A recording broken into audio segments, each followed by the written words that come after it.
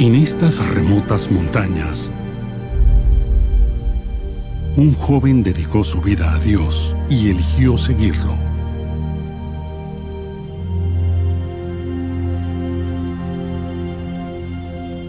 A donde fuera llamado, sin importar el costo, obedecería.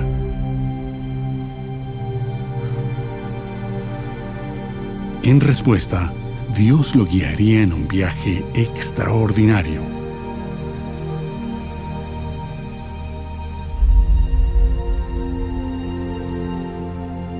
Un viaje que incluiría tanto gozo como dolor. Un viaje que lo llevaría a recorrer el mundo para compartir la esperanza y el amor de Dios con millones de personas.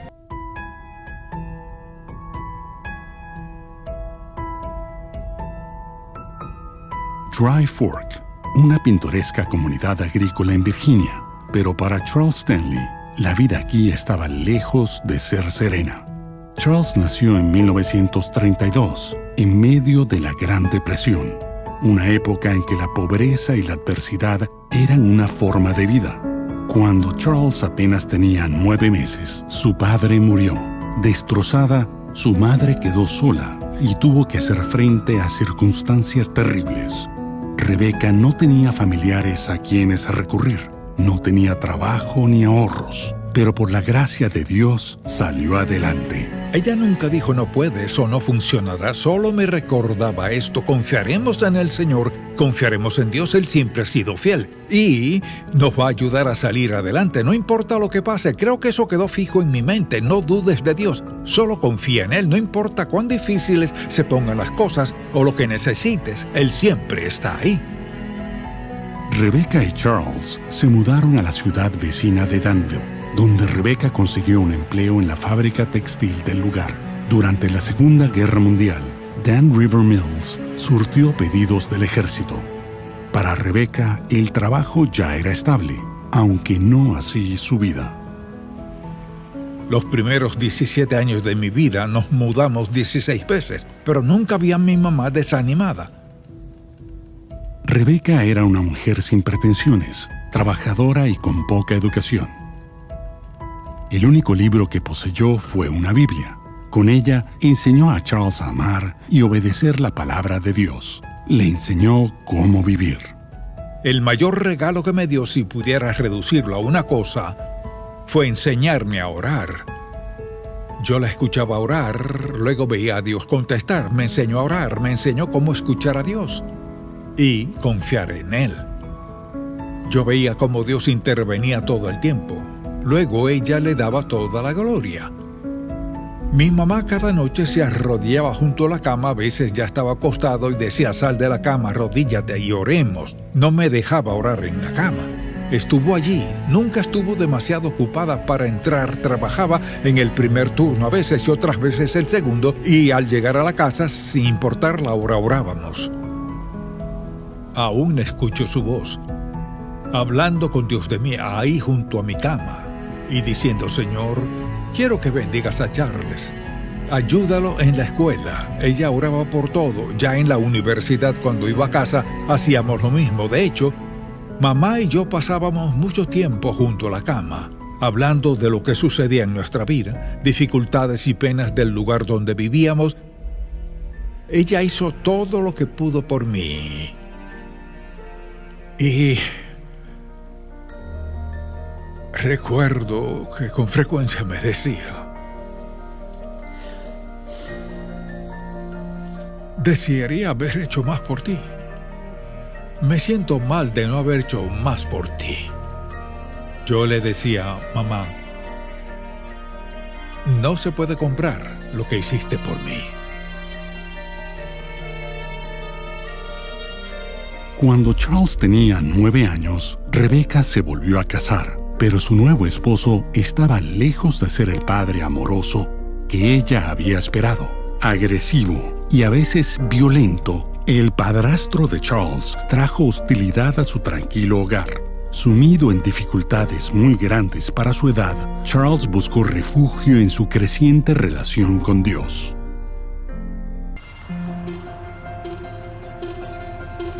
En 1944, en la Iglesia Pentecostal de la Santidad de Danville, Charles tuvo una experiencia que cambió su vida para siempre. Vino una señora de apellido Wilson a predicar sobre avivamiento. Yo tenía 12 años.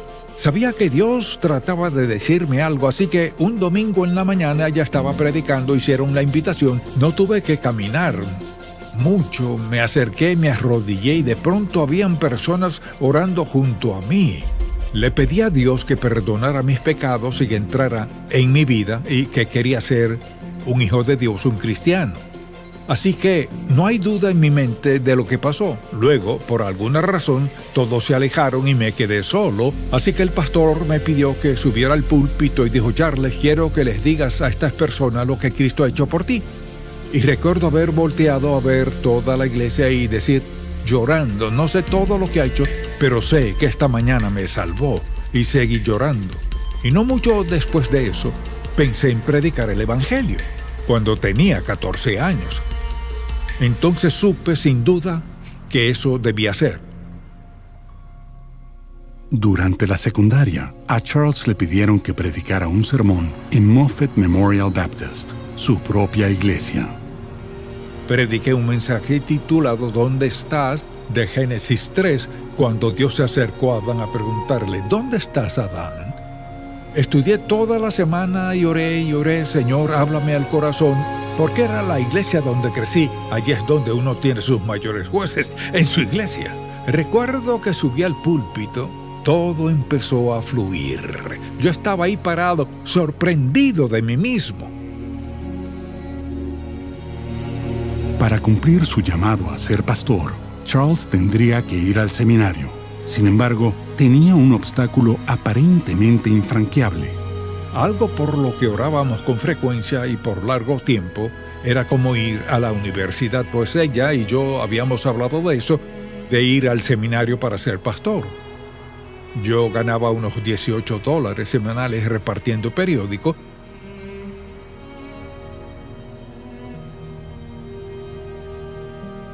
Luego tuve un empleo adicional los sábados, trabajaba en una gasolinera lavando carros, pero con el dinero que tenía no podía pagar la universidad. Y ella decía: sé que el Señor proveerá. No sabemos cómo, pero si te llamó, Él proveerá. Dios sí proveyó. El milagro que Charles y Rebecca habían pedido llegó por medio del pastor de Moffett Memorial. El reverendo Hammock brindó a Charles los medios para ir a la Universidad de Richmond con una beca de 4 años.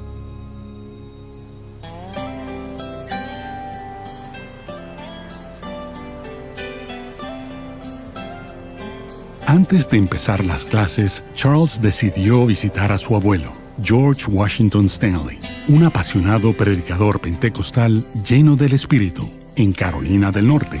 Aunque Charles había visto a su abuelo solo unas cuantas veces, Dios usó esta visita para impactar la vida de Charles y su futuro ministerio de una manera extraordinaria.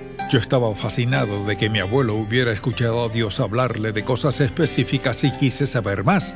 Nos sentamos en su porche en Siler City, Carolina del Norte, durante una semana. Me dediqué a escuchar y a hacerle preguntas. Solo hablamos todos los días. Al escuchar las cosas que Dios había hecho en su vida, pensé: bien, si le hablas a mi abuelo así, ¿hablarías también a mi corazón? Creo que sentí una gran hambre de un Dios real. Quería que Dios fuera real en mi vida. No quería solo creer que hay un Dios y leer la Biblia. ¿Es eso real? ¿Puede Dios ser real en mi vida? Dijo Charles: si Dios te pide lanzarte contra una pared, corre hacia ella y Él abrirá un hueco. Después comprendí lo que quiso decir.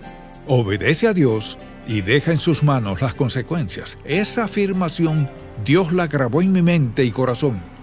Mi meta era obedecer a Dios y creo que ese ha sido el lema principal de mi corazón. Obedecerlo y confiar en Él, luego ver lo que hará en mi vida.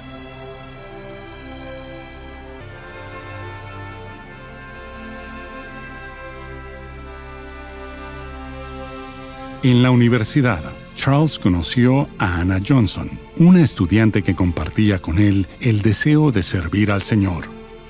Tras la graduación, Charles y Anna se dirigieron al Seminario Teológico del Suroeste, en Fort Worth, Texas.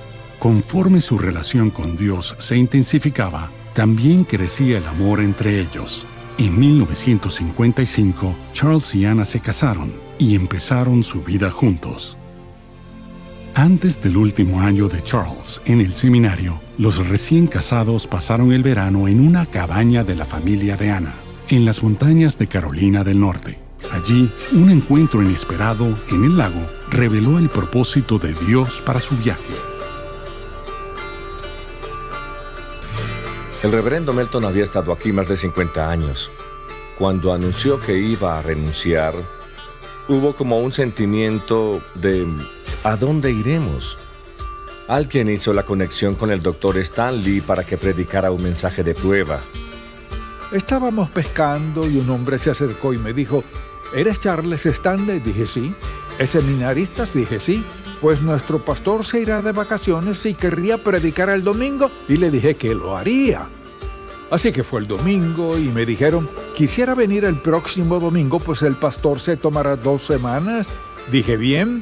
Fui el otro domingo y dijeron, ¿tendremos una fiesta esta noche? ¿Quisiera venir? Dije que sí.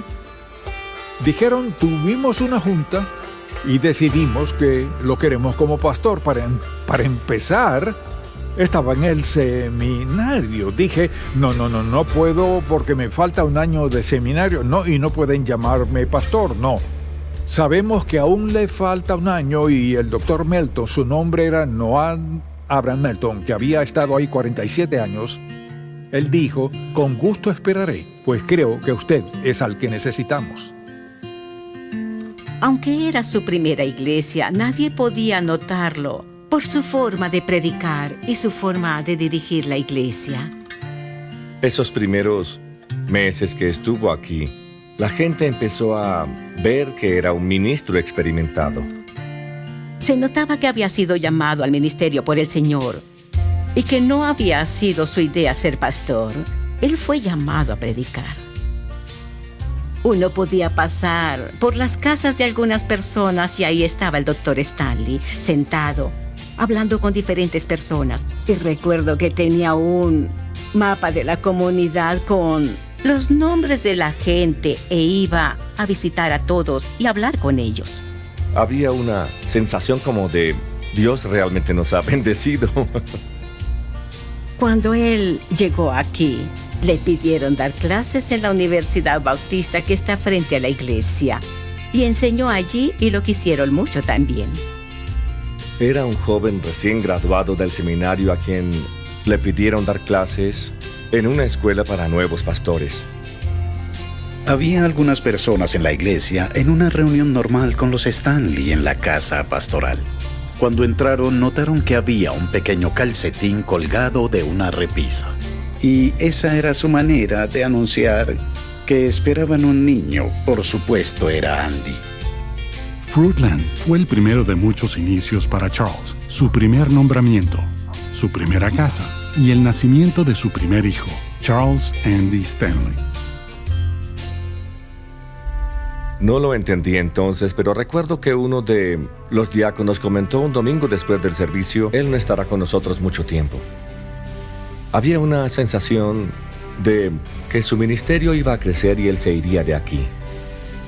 La verdad, ser pastor y saber que Dios te llama o te lleva a otra parte es muy traumático. Si Dios lo trajo aquí por 2 años, un tiempo apenas suficiente para empezar a establecerse y a estar cómodo, y luego lo llaman a Ohio, eso tuvo que haber sido como para decir, no, Dios, no quiero ir. Pero si Dios está llamando, no tienes opción. Si realmente has entregado tu vida a Cristo y eres suyo, no tienes más alternativa que ir.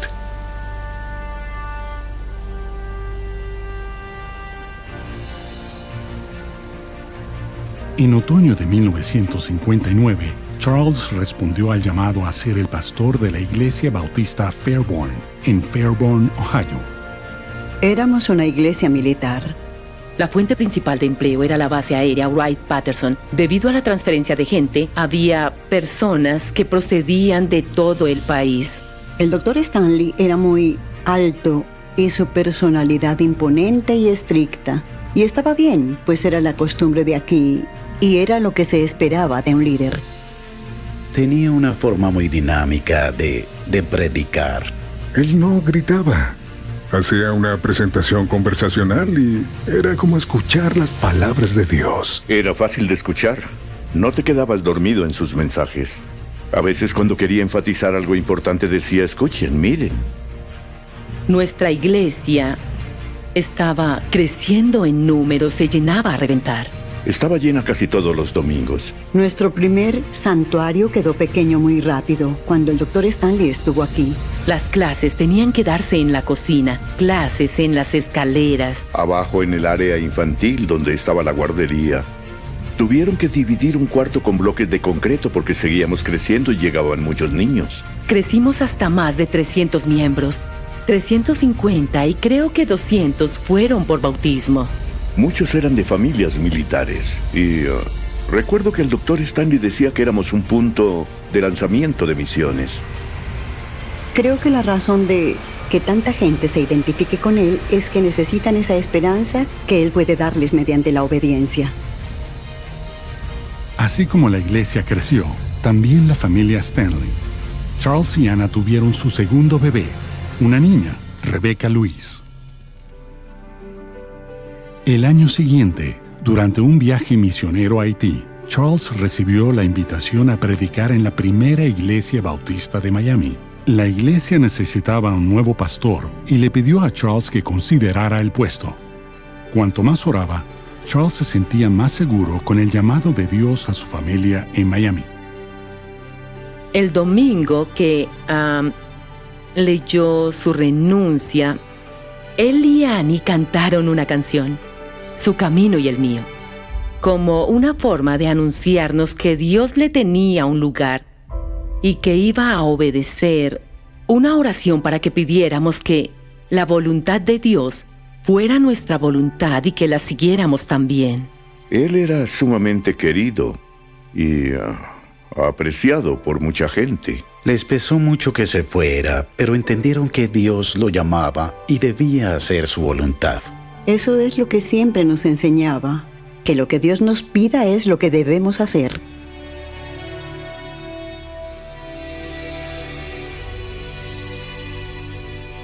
Los 6 años siguientes, Charles fue pastor de la primera iglesia bautista de Miami y le encantó. La iglesia prosperó. Su ministerio creció con la creación de la escuela cristiana George Mueller. También empezó sus estudios de posgrado. Miami era un gran lugar para criar una familia.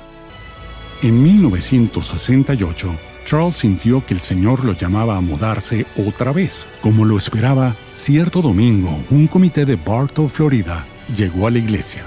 Aunque inseguros que su congregación pudiera aceptar a un pastor tan dinámico, confiaron en que Charles era la respuesta a sus plegarias. Esa primavera, Charles fue nombrado pastor de la primera iglesia bautista de Bartow. Algunos de los miembros más ancianos de la iglesia no estaban muy emocionados con el pastor que caminaba de un lado a otro del púlpito. O con eso de que caminara y parara a decirnos que pusiéramos atención. O que señalara a algunos de los jóvenes y les dijera, guarda tu peine. Quiero que escuches. ¿Me escuchas? Esas son algunas de las cosas que recuerdo que le decía directamente a los jóvenes. Con el tiempo bajamos de la primera fila del balcón a la primera fila del santuario. Era maravilloso. Podía sentir el Espíritu Santo allí. El Señor sabía lo que la iglesia necesitaba y que era algo que el Dr. Stanley podía dar.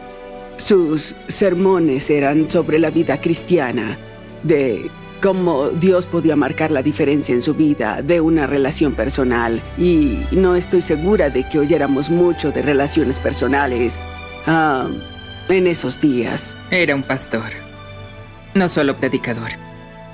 Nos pastoreaba. Programaba su tiempo de oración. Eso era muy importante para él.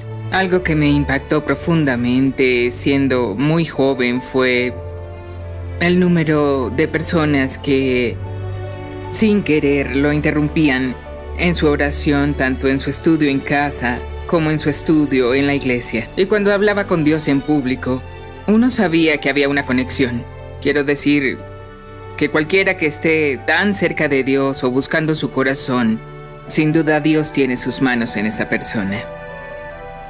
Tenía una relación personal con Dios y eso era algo atrayente para mí. Yo quería conocer a la persona.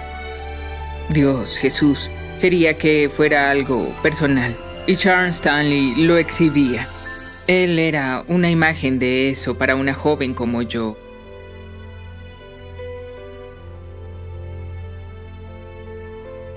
Cada miembro tenía un lugar en la iglesia, tuviera 80 años o 20 o 12. Cada persona es valiosa a los ojos de Dios. Cada persona tiene un don. Para cada persona Dios tiene un propósito y un plan de vida. No existe una persona insignificante en la faz de la tierra. Escuchen, nadie debe ser menospreciado porque Cristo murió por cada persona. Eso la hace extremadamente valiosa a los ojos de Dios. Él enseguida creó un vínculo muy fuerte, lo cual habla mucho del tipo de pastor que era. Fui a Alejandría, Virginia, y estuve en un avivamiento con mi amigo. El Señor nos bendecía, pero por alguna razón me sentía inquieto. No sabía por qué. Así que cada noche junto a la cama le pedí al Señor que me hablara. Una noche tomé una libreta e hice un círculo en medio con 5 líneas. Dije, debe ser una de estas 5 cosas. Y la 5ª línea la dejé indefinida. Dije, probablemente es algo que nunca he pensado. Y al pedir a Dios que me hablara al corazón, fue como si dijera, voy a moverte. Fue sin duda una sorpresa para la mayoría. Ninguno nos queríamos ir, nos encantaba Bartow, toda la ciudad, la comunidad y también la iglesia. Cuando el Dr. Stanley llegó aquí, no pensó que se iría con su familia otra vez en 15 meses. Seguro fue algo desafiante hacer eso. Él sintió que Dios quería que nos mudáramos. Llegamos a Atlanta, donde sería un pastor adjunto. Mis padres nunca habían comprado una casa. Las iglesias siempre nos habían provisto de casa y al mudarnos a Atlanta debíamos comprar una. Y no había dinero para la inicial. Literalmente, nada de esto, nada tenía sentido. Seguía diciendo, no, y no estoy interesado. Y todo el tiempo supe que tendría que irme. Fue muy obvio que Dios fue quien los movió, ¿sabe? Porque en verdad sufrió y agonizó por eso. Lo recuerdo hablando de dedicarnos a orar por eso y de lo que sentía que Dios quería que hiciéramos. Y de niño, por la forma como me criaron, si Dios pedía algo, se hacía y no se cuestionaba. Así que en mi sencilla fe de niño le dije, papá, si Dios quiere que hagamos eso, es lo que debemos hacer. Recuerdo lo que dijo. Estaba tan agradecido que no supe qué hacer. Dijo, pues cada vez que Dios nos ha pedido algo y lo hicimos, siempre nos bendijo, así que creo que está bien. Dios sabía que necesitaba oír eso. Él sintió que esa fue la confirmación final de que eso era lo que debíamos hacer. Eso significa ser fiel al llamado que Dios nos ha dado. Consecuentemente, y aunque la iglesia odiaba la idea de perderlo, supimos que era lo correcto. Pensábamos que podría haberse quedado aquí otros 10 años en lugar de irse a Atlanta, pero la gente de Atlanta estaría en desacuerdo. Podía sentirse que Dios haría cosas especiales en su vida y que Él estaría dispuesto, fuera lo que fuera. En octubre de 1969, Dios llamó a Charles a Atlanta. Sin embargo, este cargo fue mucho más desafiante que los anteriores.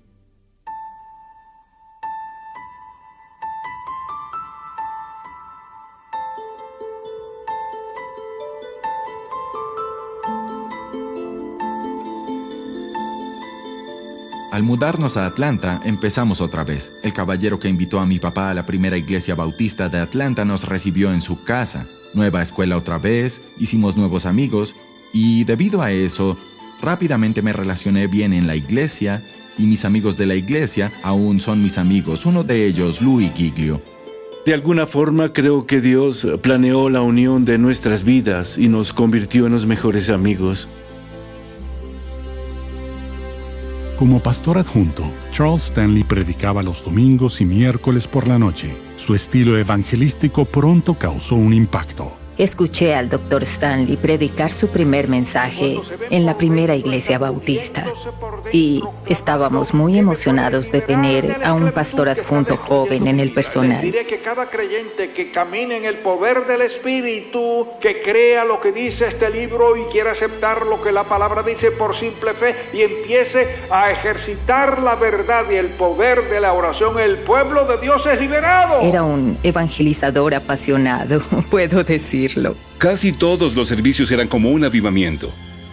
Y mucha gente llegaba a conocer a Cristo como Salvador. Era maravilloso. La forma en que expone las Escrituras es cautivadora. Dios dijo, por nada estéis afanosos si no sean conocidas vuestras peticiones delante de Dios en oración y ruego con acción de gracias. Presenten sus peticiones a Dios. En lugar de predicar la Biblia a la gente, mi papá les enseñaba acerca de la Biblia y eso hace una gran diferencia. Él deja que la palabra haga su trabajo en la vida de la gente y siempre va directo al grano. Sus angustias y ansiedades pueden borrarse con la oración y la paz tomará el lugar de las ansiedades.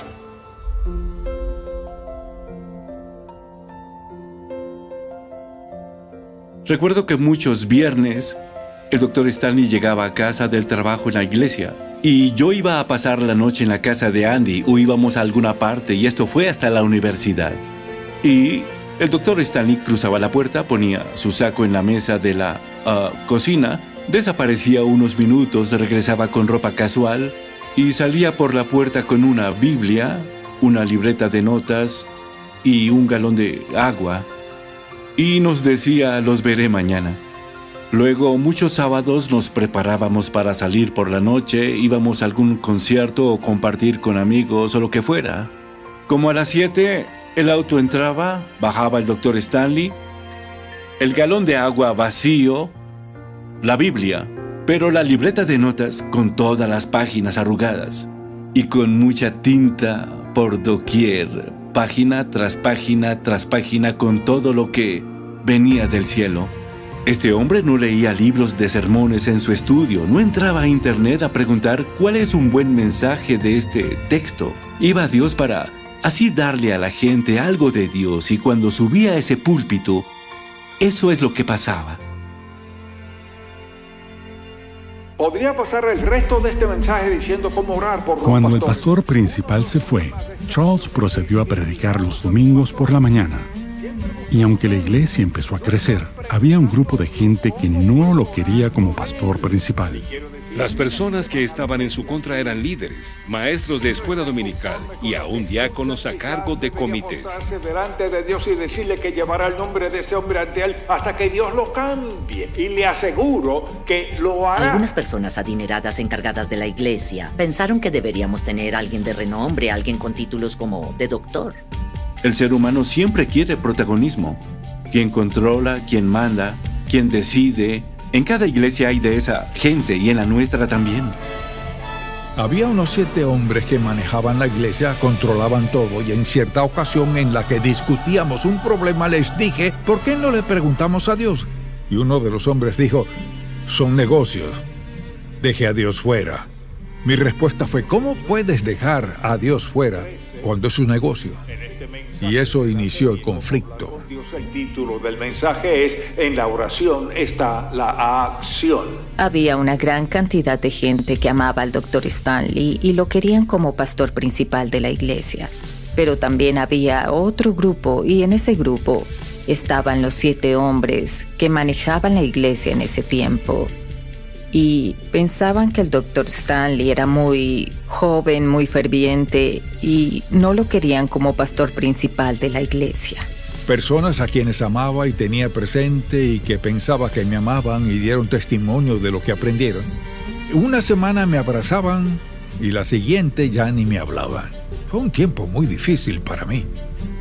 Habría sido fácil irnos, incluso mucho más fácil irnos, porque le prometieron cosas. Si te vas sin hablar, hubo amenazas. Si nos obligas a despedirte, no volverás a una iglesia bautista. Hubo muchas veces en que sentí que el Dr. Stanley debía defenderse. Yo quería que se defendiera.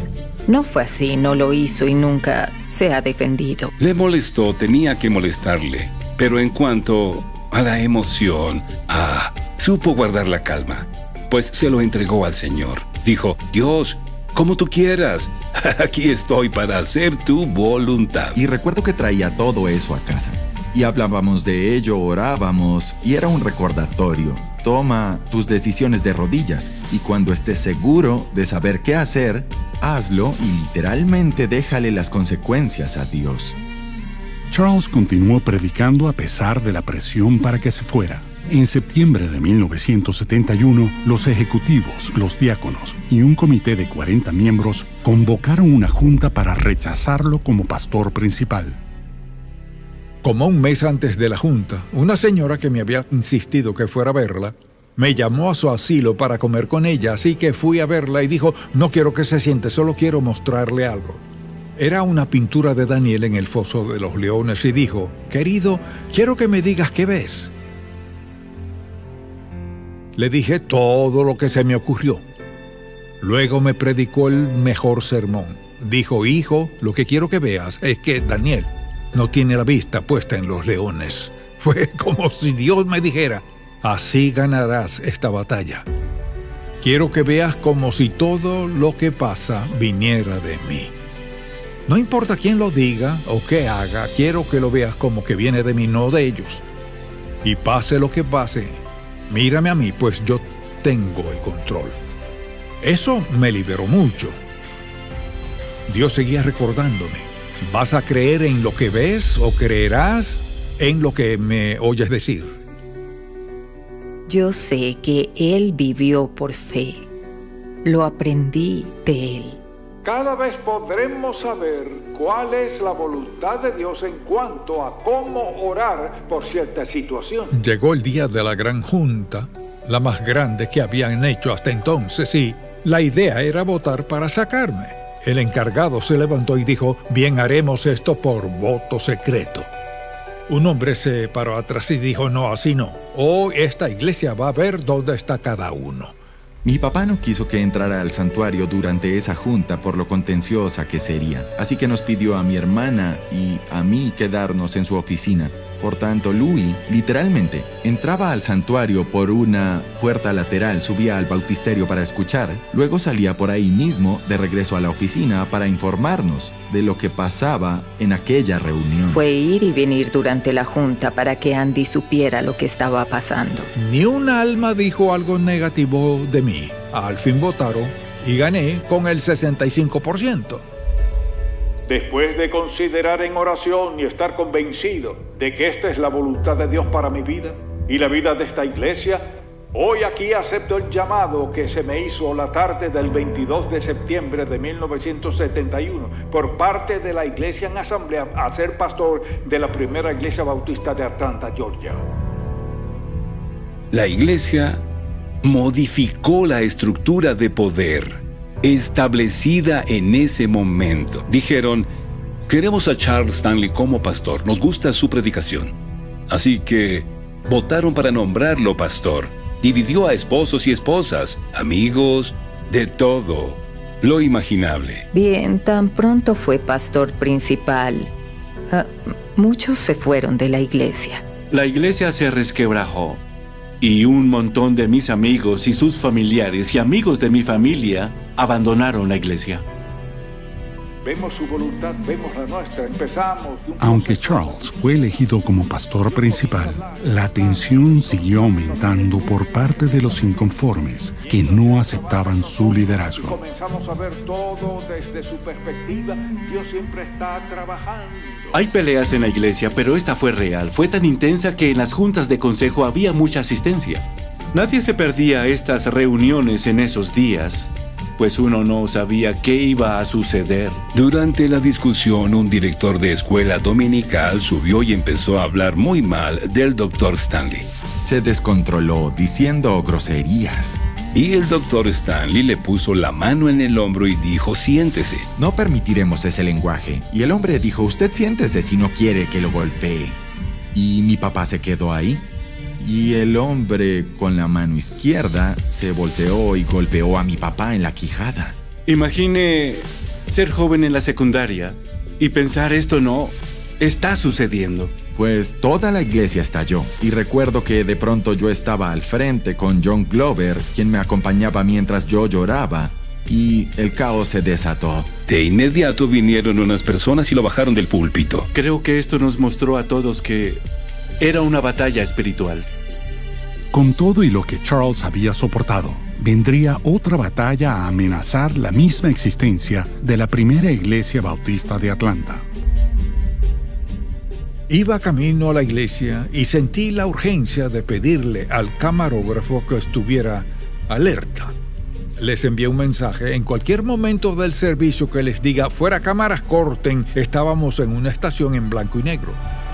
Estábamos en el servicio dominical y justo después de los cantos, un hombre subió al púlpito. ¿Seguimos alabando juntos a Dios esta mañana? Vayamos al himno. Dije, de pie y cantemos firmes y adelante. Y justo al decirlo, un hombre sube al púlpito y como que me empuja hacia un lado y se agarra del púlpito con toda su fuerza y dice: ¿ustedes qué creen? ¿Vinieron a oír un sermón? ¿Han venido a un funeral?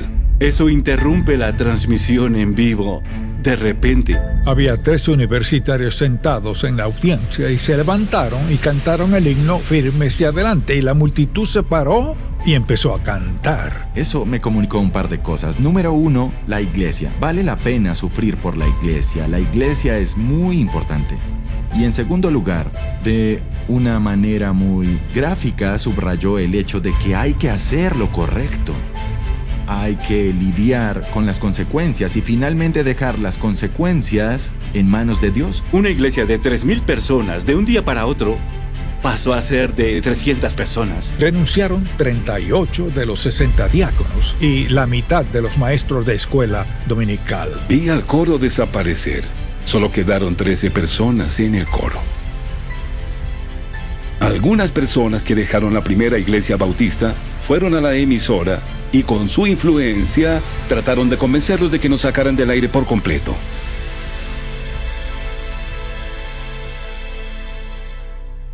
Con eso, la atmósfera de la iglesia empezó a tener un nuevo significado. Y todos debíamos depender de Dios porque no era una situación fácil. Uno podía sentir que algo estaba pasando. Ahora, al recordar a través de las décadas, fue una guerra espiritual. La oscuridad contra la luz era un intento de sofocar en sus inicios todo lo que estamos viendo ahora en acción. Era solo un intento más del enemigo para impedir lo que ahora todos podemos ver claramente. Un único y poderoso movimiento ordenado por Dios que ha cambiado al mundo entero. Llegamos a ser parte del avance del reino junto con el Señor.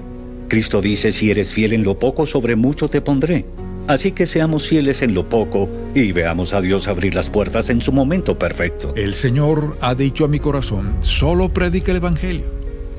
No hagas un gran programa, predica el Evangelio y mira lo que hago. Conforme mi padre siguió predicando, la iglesia se llenó. Creció cada vez más y tuvimos 2 servicios, luego 3 servicios. Veía cada semana cómo la fidelidad a la palabra de Dios y cómo la fe mueve montañas. El Espíritu de Dios está en este lugar. La primera iglesia bautista de Atlanta sería parte del cumplimiento de la promesa de Cristo de edificar una iglesia en esta ciudad. Había domingos en los que no se podía entrar a la primera iglesia bautista de Atlanta, ni siquiera llegar a la puerta. De hecho, pasamos de ser 13 personas en el coro a nuestra mayor membresía de 358. Creo que el Dr. Stanley de alguna forma siempre veía no más allá, sino a través. Siempre veía hacia el horizonte y decía: iglesia, para allá vamos y es lo que vamos a hacer. Por eso la primera iglesia bautista se volvió una gran fuerza de cambio, no solo en la ciudad de Atlanta, sino en el mundo. Algo con lo que mi papá batalló en los primeros años fue: llenamos un servicio, luego 2 servicios por un tiempo, luego 3 servicios, y hubo una cierta frustración por el hecho de que este mensaje no iba más allá de los muros de la iglesia. Televisión en vivo es el pináculo, ¿no? La televisión en Atlanta, Georgia, no era el pináculo. El pináculo era algo nuevo que Dios quería hacer.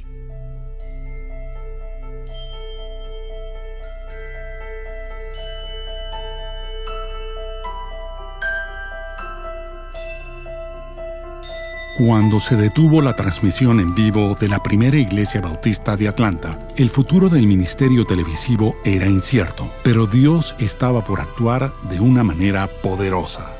Empecé a orar: Señor, es tu ministerio, no el mío.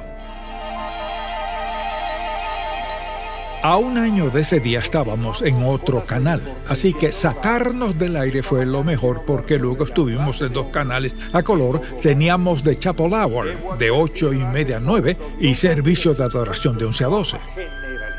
Cuando Dios dice quiero que hagas esto, quiero que lo hagas de esta forma, Dios es muy preciso. Había mucha gente que quería ver al Dr. Stanley en televisión. No estoy segura de que él quisiera estar ahí. Y la única razón de hacer eso era para llevar el evangelio a tanta gente como fuera posible. Cuando Dios capta su atención, usted empieza a verlo a él. Cuando empieza a ver lo que pasa, empieza a orar. Así que por medio de la televisión, eso lo hizo posible. Y él era una especie de pionero en esos años del ministerio televisivo, como se le llamaba. Desde el principio, Charles Stanley quería llegar a todos y hacía lo que fuera necesario para poder lograrlo. Así que empezó en la capilla, sentado, no sé cómo lo hizo, con su Biblia, mirando a la cámara, y hablaba por 35 minutos. Buenos días y bienvenidos a... Nadie le enseñó a hacerlo, no tenía ese tipo de entrenamiento. Era solo una forma de llevar el mensaje fuera de los muros de la iglesia, así que aprovecharon cada oportunidad que tuvieran. El programa televisivo se hizo muy popular y otros ministerios lo querían y empezó a crecer de esa forma. Welcome to the Chapel Hour, a presentation of Atlanta's First Baptist Church. El ministerio radiofónico del Dr. Stanley empezó cuando una pequeña estación de radio de Texas transmitió grabaciones de The Chapel Hour. Alguien nos dio algunas de sus grabaciones, las transmitimos y a la gente le encantaron. Nos enviaron algunas, era en McAllen, Texas. Dijimos sí y les enviamos algunas y llamaron de nuevo y dijeron: ¿por qué no entran al sistema de la radio? Radio, no lo habíamos pensado. Yo recuerdo que mientras limpiaba la herrería de mis papás en el porche, escuchaba al Dr. Stanley en la radio. Y aún recuerdo el mensaje del que hablaba: pedir, buscar y llamar. Que mientras pedimos al Señor y oramos, también buscamos su voluntad y al mismo tiempo procuramos una actitud de puertas abiertas. En 1977, Pat Robertson, de la CBN, pidió permiso al Dr. Stanley para usar uno de sus mensajes. De pronto, el programa pasó de alcanzar a televidentes de Atlanta a una audiencia nacional. Les enviamos cintas, las pusieron al aire, llegaron cartas, querían saber cómo apoyar el programa. ¿Apoyar el programa? No habíamos pensado en eso. Un día sentado en mi estudio pensé: bueno, debemos darle a esto un nombre, no solo Primera Iglesia Bautista. Volteé hacia mi izquierda y había una versión de la Biblia y el título de esa Biblia era In Touch. Luego pensé, ese es el nombre. Cuando In Touch comenzó, era una parte de la iglesia. No era una organización en sí misma como tal. Si así alumbre vuestra luz delante de los hombres, para que vean vuestras buenas obras y glorifiquen a vuestro Padre que está en los cielos. Pensé, eso es lo que quiero, llegar a tanta gente como sea posible en contacto con Jesucristo y su manera de vivir. Dijo: sí, quiero llegar al mundo, pero no solo quiero llegar al mundo, sino, quiero llegar a más lugares, quiero llegar a esa parte del mundo. Y quiero llegar tan lejos como Dios quiera que llegue. Había llevado al equipo de líderes a las montañas y estuvimos pidiendo al Señor su dirección. Y leía el capítulo 28 de Mateo, que he leído muchas veces, y de alguna forma fue como si saltara a la vista y me cautivó. Pensé: Señor, ¿en realidad quisiste decir todas las naciones? Sentí que dijo sí. Creo que Dios quiere que hagamos esto. Quiere que el programa esté por todo el mundo. Y confiemos en que lo haga dentro de 2 años.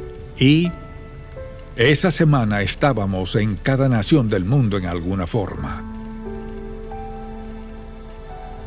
En Roma, cuando se pavimentaron los primeros caminos, la motivación no fue que los cristianos los usaran para evangelizar al mundo. Sin embargo, los cristianos sí los usaron. Y al pensar en los ministerios actuales, para poder alcanzar al mundo necesitamos aceptar la tecnología. La misión de nuestro ministerio y mi meta siempre ha sido proclamar el Evangelio al mayor número de personas posible. Tan claro, irresistible y rápidamente como sea posible, todo por medio del poder del Espíritu Santo y para la gloria de Dios. El ministerio continuó difundiendo el Evangelio mediante la revista In Touch y su contraparte en español, En Contacto, así como sus programas de radio y la creciente Internet. Puedes llegar a la gente por televisión o alcanzarlas por radio, o llegar por medio de la revista. Pero ¿cómo llegas a la gente que está en lugares remotos? La única forma de hacerlo es ir personalmente. Si no puedes ir, o yo no puedo ir, puedes enviar mensajeros en tu lugar. El respeto del Dr. Stanley por los militares le inspiró para animar a las tropas con la esperanza vivificante del Evangelio. En el 2007, la creación del Mensajero hizo de esa meta una realidad. Los primeros mensajeros eran solo paramilitares con 35 predicaciones del Dr. Stanley, más o menos de color caqui. Siempre hemos usado energía solar en el mensajero, porque la gente puede no tener electricidad. Hoy, el propósito del Mensajero se ha extendido más allá de los militares, y la tecnología ha hecho posible compartir el Evangelio con personas de los lugares más remotos del mundo. Es algo que En Contacto ha hecho por décadas. Es un ejemplo para el resto de nosotros. Usar cualquier medio posible conforme el Señor abra la puerta y envíe su verdad, sus principios y su palabra a las naciones del mundo. Tienen acceso a la palabra de Dios en su propio idioma, su idioma materno, un idioma que entienden palabra por palabra. Es una forma más de llegarle a la gente, encontrar a la última persona y presentarle el mensaje del Evangelio. La Biblia dice que todo lo bueno viene del Señor, así que aún la tecnología, con toda su brillantez, en cada generación procede de Él. Las oportunidades son ilimitadas y Dios las provee, sigue abriendo puertas. Y En Contacto sigue atravesando esas puertas que Él abre. Ya sea por televisión, radio o por internet o el mensajero, Dios siempre tiene una manera de llevar su mensaje a quienes lo necesitan.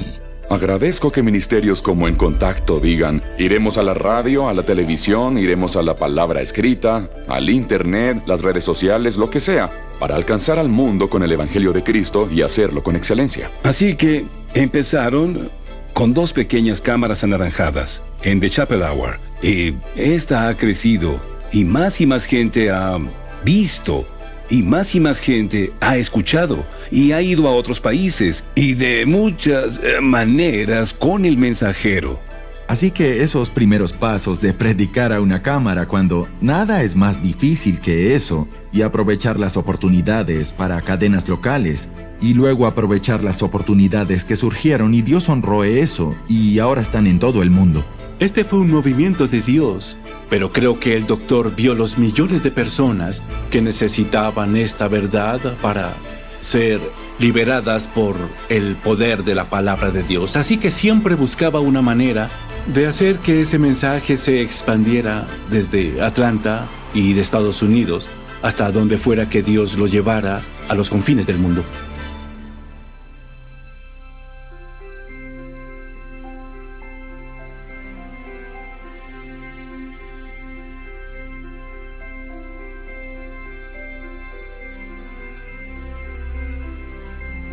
Cuando piensas en su legado y su historia y en lo que conecta todos los puntos de los diferentes capítulos de su vida, te das cuenta de que es solo eso, tal como siempre lo dijo: confía en Dios, obedécelo y no manipules el resultado. Genuina y sinceramente deja las consecuencias en sus manos. No me sorprende cómo Dios lo ha usado, porque lo he visto ser tan fiel a Dios, tan obediente a Dios en todo lo que ha hecho. No hay magia en levantarse cada día y decir, voy a obedecer a Dios hoy. Se trata de día a día, cada hora, momento a momento, decidir por medio del poder y la gracia de Dios. Elijo hoy ser fiel al llamado que Dios ha puesto en mi vida. Es muy obvio al ver su vida cómo ha confiado en Dios y ha tomado decisiones difíciles que quizá no tenían sentido para la gente. Pero al ver hacia atrás es muy claro que siguió la voluntad de Dios. Él entendió la parte más esencial del cristianismo. No es solo conocer versículos bíblicos. No es solo proclamar mensajes maravillosos. Es Cristo en ti, la esperanza de gloria. Hizo todo para que fuera práctico. Nunca se quedó solo en teología, esperando que la gente supiera qué hacer, sino que realmente puso las manos y los pies de Cristo a través de la Biblia en cuanto a nuestro llamado como creyentes. Él tendrá un legado que vivirá, creo que para siempre. Sus mensajes, grabaciones, su voz se escucharán mucho después de que nosotros nos vayamos. Hay tanto contenido, tantos libros, tantos videos, programas de televisión, programas de radio y tanto contenido en línea que él va a saturar la cultura por largo tiempo. Creo que el legado del Dr. Stanley se ha escrito en la vida de individuos de todo el mundo. Personas que lo han oído predicar y que han aceptado eso como su propia fe personal. Y se han vuelto cristianas y viven la vida cristiana donde quiera que estén. Miles alrededor del mundo lo han hecho. Por las lecciones que ha enseñado a la gente y de cómo irán al mundo a predicar esas lecciones y también enseñarlas a su vez a otras personas. Diría que el legado del Dr. Stanley sería un hombre que amó a Dios, alguien que vivió por la palabra, cuya única misión en la vida fue llevar el mensaje de Cristo al mundo y ver a la gente llegar a Él.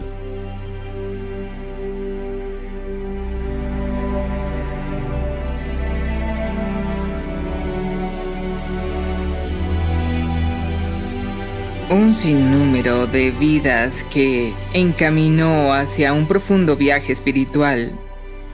Ese será su legado.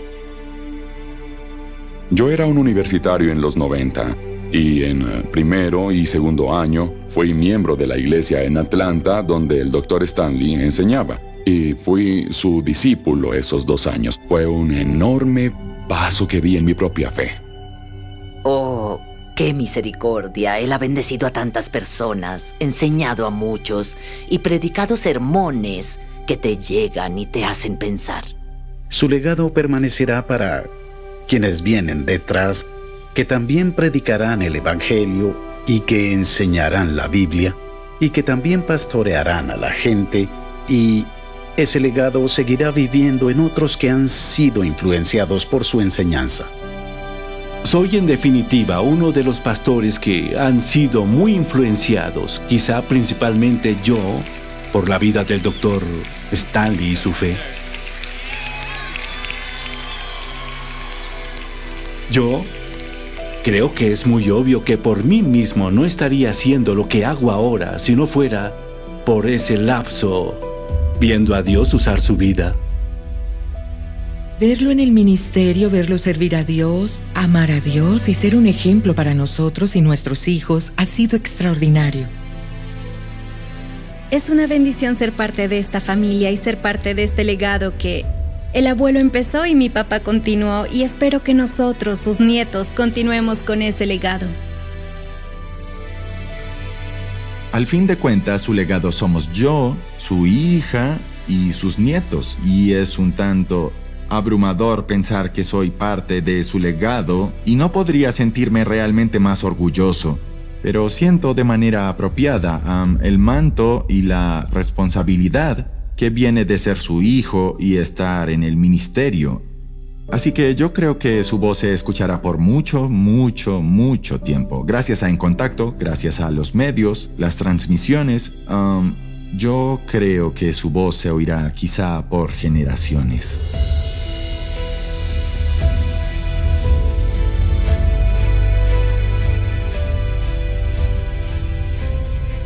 Quería que dijeran: Él creía que la verdad más importante de su vida era obedecer a Dios y dejarle las consecuencias.